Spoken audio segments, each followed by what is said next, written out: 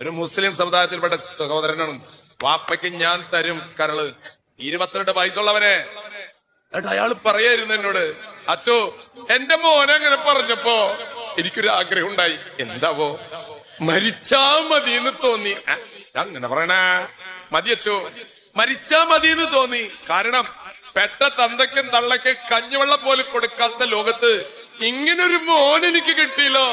14 മണിക്കൂർ നീണ്ടു നിൽക്കുന്ന ഓപ്പറേഷൻ, മലല് കിടന്ന് നെഞ്ചിന്റെ കൂടെ പൊളിച്ചിട്ട് സ്വന്തം വാപ്പയ്ക്ക് കരള് കൊടുക്കാൻ. ഇതാണ് പ്രിയമുള്ളവരെ മക്കളെ വളർത്തിക്കൊണ്ടുവരേണ്ടതായ ഉള്ളിലെ നന്മ.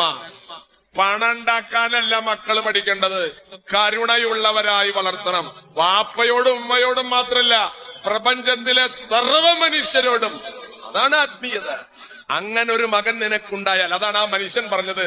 അത് കേട്ട സമയത്ത് മരിച്ചാൽ മതിയായിരുന്നു. അത്ര സന്തോഷമുണ്ടായി. ഞാൻ ദൈവത്തോട് ചോദിച്ചു, ഇങ്ങനൊരു മകനെ കിട്ടാൻ ഞാൻ എന്ത് പുണ്യം ചെയ്തിട്ടുണ്ട്?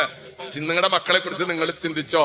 അയാൾ പറഞ്ഞു, ഓപ്പറേഷൻ കഴിഞ്ഞിട്ട് കണ്ണു തുറന്നപ്പോ ഞാൻ ചോദിച്ചു, എന്റെ മോൻ. അപ്പൊ നേഴ്സ് പറഞ്ഞു, വരും വരും, നിങ്ങൾ സമാധാനിക്ക്. പിറ്റേ ദിവസം മുണ്ട് ഈ നെഞ്ചിന്റെ അവിടെ കെട്ടിയിട്ട് എന്റെ മുമ്പില് മൂത്രത്തിന്റെ സഞ്ചി ഇങ്ങനെ പിടിച്ചിട്ട് എന്റെ മോൻ വന്നച്ചോ, കരള് പറിച്ചു തന്ന എന്റെ മകൻ. ഞാൻ അവനെ നോക്കി, അവനെ നോക്കി, പാപ്പ സന്തോഷാക്കി.